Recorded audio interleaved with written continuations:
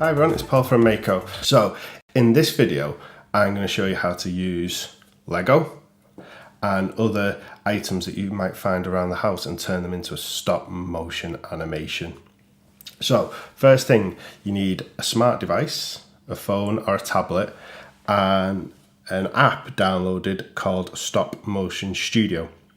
And on my tablet, it's this blue one and it's got like a camera on it, an old school film camera. So what we're going to do is I'm going to tap on that and it opens up and it says Stop Motion Studio.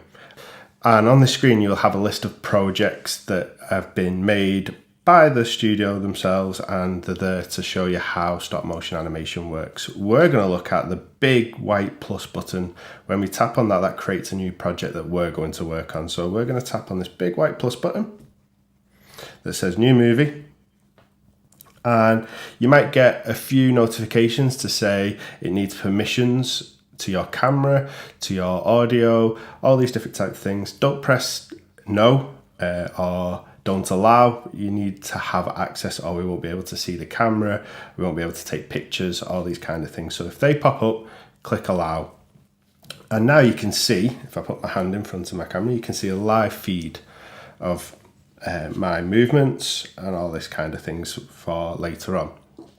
So what I need to do first is talk about some of the layouts, some of the buttons and what they do before we start animating. So on the right hand side, we've got a big red plus button. This is what we're going to use to take some pictures. Below there's a button faded out and that's our preview button. It's a little triangle. When we press that, it previews the movies that we've been making. At the bottom, we've got a blue square, and this will be a timeline, a thumbnail line of all the pictures that we take. And we've got a back arrow, so that takes us back out of our project to the start. And we've got a slide at the side here that I'm going to go through later on. So first things first, we need to think about what we're going to be animating. So today, I'm going to be using some Lego pieces, but you can use whatever you want. You can use your favorite toys, you can use people if you want to, you can use anything you want, any inanimate object you can bring to life.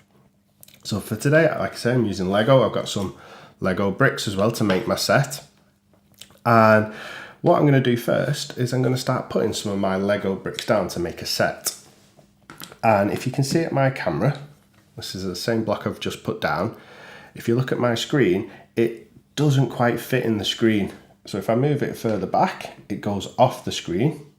If I move it closer to the front, you can see all of it. So you need to think about when you're building your set, not to build too high or it's not going to be on your screen. You can adjust the angle of your camera, but then if you adjust the angle of your camera, you're going to see more of the background, so you might get people walking across your screen depending on where you are filming. So think about your angles, think about the size of the bricks you're using and where you're going to place them on your boards. So I'm just going to make a quick set that I'm going to use during my filming. It could be anywhere. You can make any sort of set you want to be. You could be underwater if you like. You could be in the desert. You could be in space. You could be anywhere you want, really. You can use your imagination to build anything, any sort of set.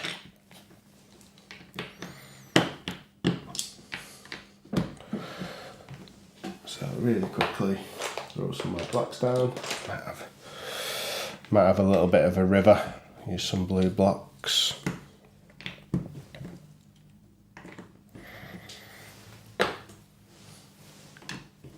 So this is really cool when you're thinking about imagination, where your favourite place might be. I love being outside, so I'm building kind of an outdoorsy scene with a bit of a river, bit of a wall, bit of a building. All these different types of things can be anywhere you want. When you're thinking about your characters, think about where they're going to be placed. Same with your buildings. If they're too far forwards, you're only going to get half of them. If they're at the back, are you going to be able to see them? So before we even start filming, think about positions of things. Maybe you might have to move your camera around to fit everything in, but don't worry, you can move it around so you get everything in this is the perfect time to get everything set out where you want it. So I'm purposely putting this guy out of shot because I'm going to get him to walk into the shot. So I might start him this way so he's facing the camera. So I've got my scene set. I've got my characters in place of where I want them to start. And we're going to be shooting today in 5 frames per second. So that means for every 5 pictures that I'm going to take, that's going to be 1 second of film footage. So I've got my scene set, I've got everything where I want it to be. I'm going to hit this red button 5 times. 1, 2, 3, 4, and 5. So the reason I've took 5 pictures with nothing moving, no characters moving, no blocks moving, nothing, is to allow the people that are going to watch our animation to kind of see your set, get them so they're a little bit settled, they can see everything that's going on, they can be like, oh, that's set in underwater or set in space or set outside or in a house, wherever it might be. It allows them people to see your amazing sets that you've built. So now that I've taken my introduction, I've taken my 5 pictures, there's a couple of ways we can move our characters around the board.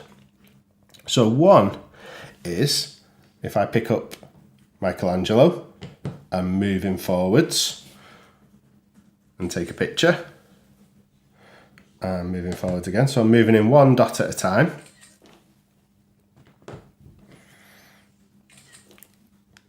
And across.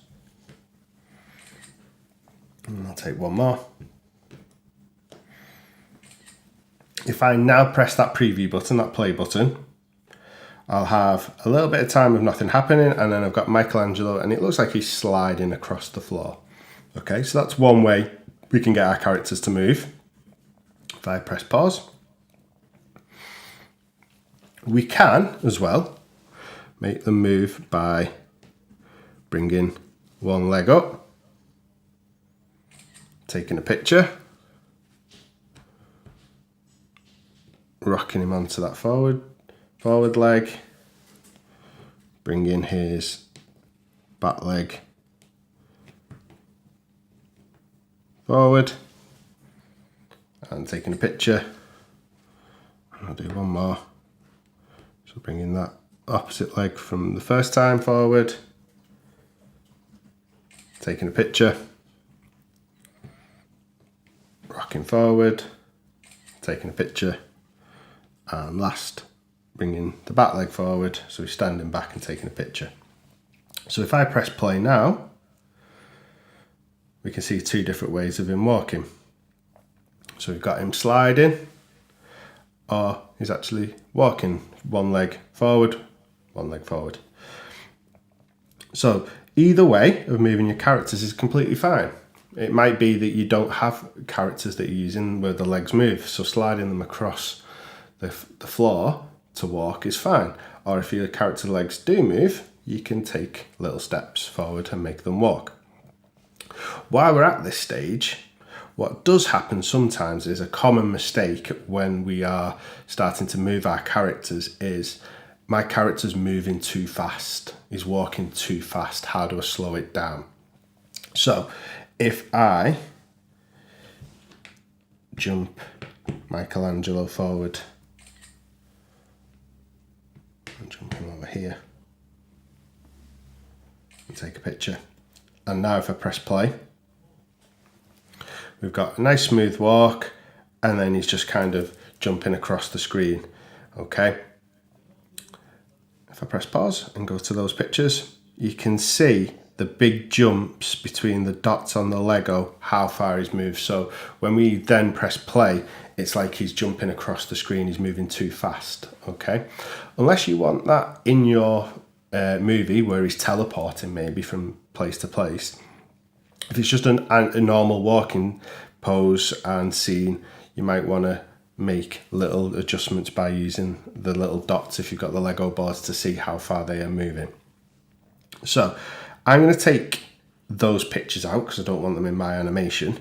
And to delete them, if I tap on the bottom of my screen where the thumbnails are, where the little pictures are that are moving along the bottom, if I tap on there, it brings up a little bubble with a load of little options in there. And the very last one says delete. It's got a picture of a bin. Okay, if I delete that one out and tap that one as well, and delete that one out. Okay, I've deleted those and I've just got my, if I press play again, I've got my 2 example walking scenes. Okay. But if I look at my last picture to where the camera is, okay, Michelangelo's not in the right place. So I could flip between the 2 pictures to find out where he is, but there's a quicker way. And I did mention it at the start, this little slider, okay, this is called onion skinning. So if I slide it all the way to the bottom, it shows the last picture that I've taken. If I slide it all the way to the top, it shows the current camera. So if I go about a quarter of the way down or 3/4 of the way up, okay, it kind of goes ghosty so I can see through my hand. And this allows me to find exactly where Michelangelo was. So this works if you knock your board or you knock your characters over, you can slide everything back to where it was. So this is a really cool feature. If you knock anything over or if you knock your board, you'll be able to find exactly where things were. Another cool feature of this is if you're animating, it allows you to see how much you've moved your character as well. So if you've moved your character loads, your character then is going to move really fast in your animation. So another feature of onion skinning is being able to see how far you've moved your character. So a lot of people animate with onion skinning turned on all the time to be able to see what they've done, where they've moved to, how much they've moved, all these different types of things. So that's onion skinning. So that's on your left hand side. It's the slider at the side. Okay. So as we're animating, there is a few other little problems that people do. So I'm going to move Michelangelo. And I want him to be facing the blue blocks.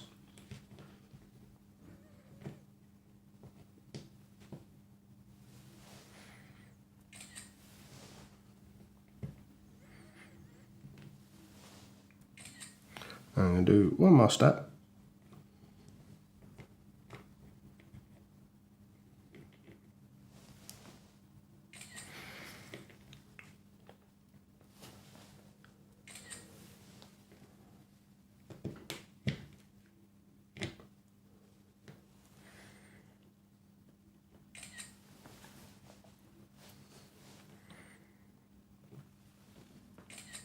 So as I've been animating then, I've deliberately made a mistake, and this mistake happens quite a lot because as you're animating, you're trying to take pictures as quick as you can and you're getting through as much as you can in a short amount of time. And if I press play on my animation, I've got Michelangelo walking towards the screen, turning around to walk towards the water, and very quickly you can see I have left my hand in one of the pictures. So if I scrub through, there we go. And that's going to spoil the illusion. So people are going to say, there's a hand in there, so the hand's been moving, and it spoils the illusion of stop motion animation. So we've used this before by tapping on the frame and using that feature to delete. So we can delete that frame out. So when I press play this time, as we go through, perfect, there's no hand. It's not spoiling the illusion.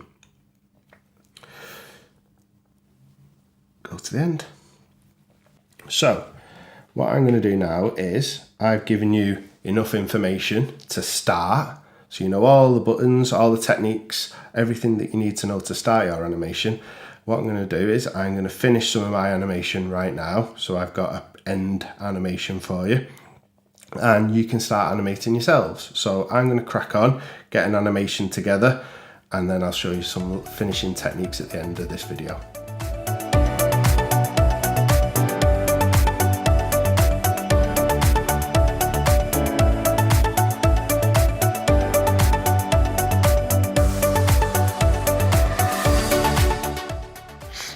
Okay, so now that I've got my animation to where I'm happy and there's something else that I want to add in and there's a new skill that I want to show you, is that I've got my two characters now looking at each other.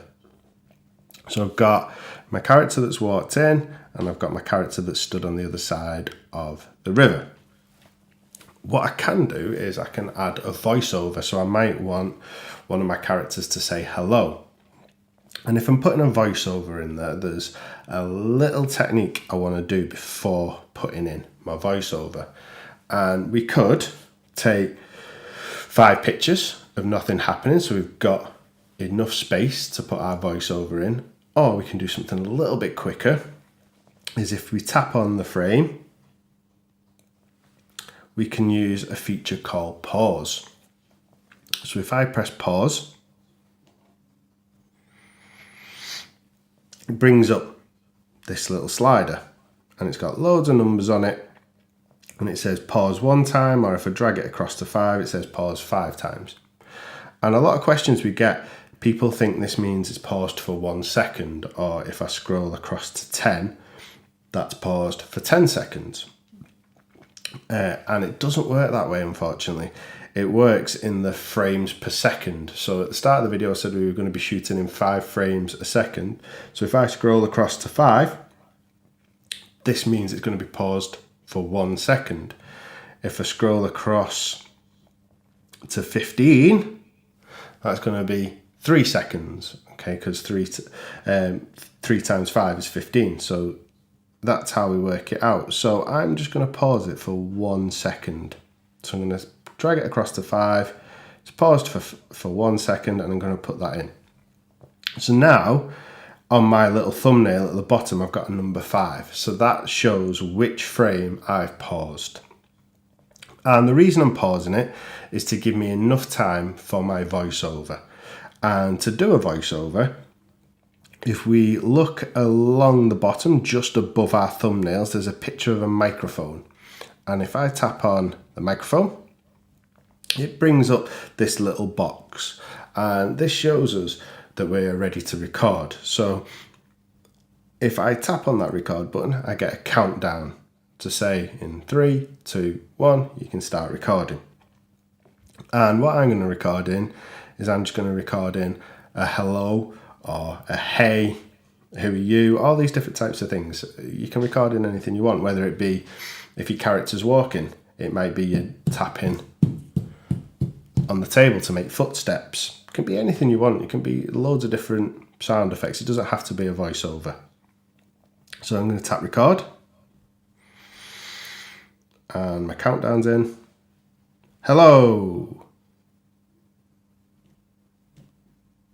Once I've done it, press stop. And if I press that play button,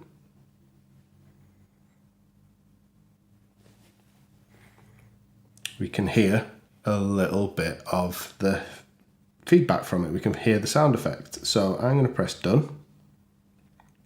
And now I've got a musical note on that thumbnail as well. So I now know that that last thumbnail is paused for 5 frames and it's got a sound effect or a voiceover in there. So if you press play, watch your animation, and I can see my speech coming up. Okay. If your speech runs too long, you can edit it. So let's scroll through towards the end, press play again. Hello. So I know it runs a little bit too long. So if I go back to the thumbnail that's got the sound effect on, if I tap it, and then this time press audio, it means I can do a few little cool things with it. Okay, I can trim it. So using this little slider, I can see where my sound effect ends. Okay, by trimming it. So if I press play, hello. Okay, I'm happy with that. If you're not happy with it and you want to re-record it, you press that red delete button there. If I press that red delete button, it takes the sound effect out, okay? Because if I tap on there and press delete on that button there, it deletes everything. It deletes the thumbnail and the sound effect and deletes everything. So I'm just going to re-record that in.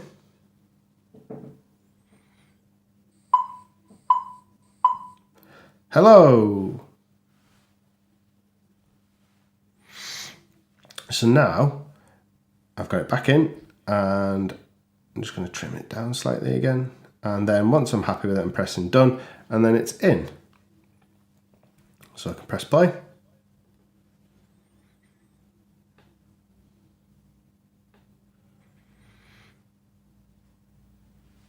Hello. Okay. So I'm just going to pause that frame a little bit longer. So I'm going to tap pause again, and I'm just going to pause it a little bit longer so my sound effect, my voiceover fits in perfectly.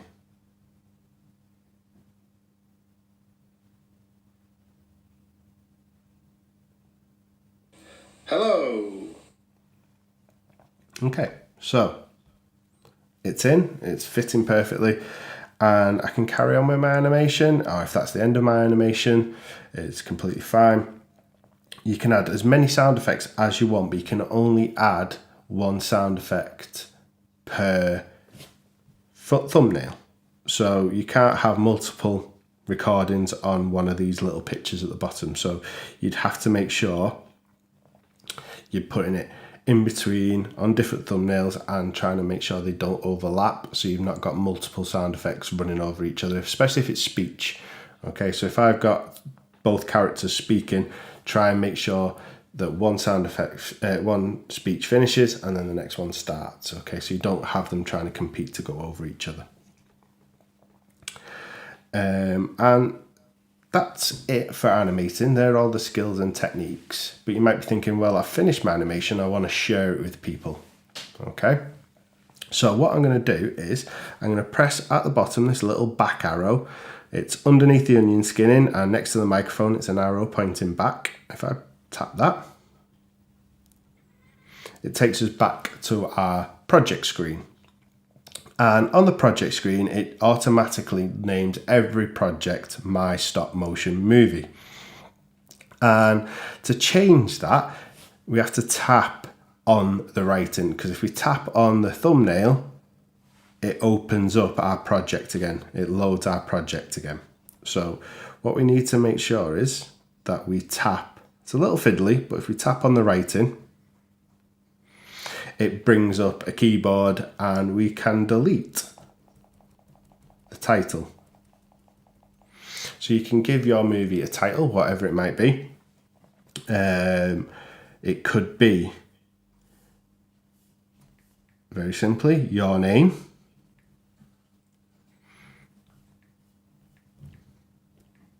So it could be something like this.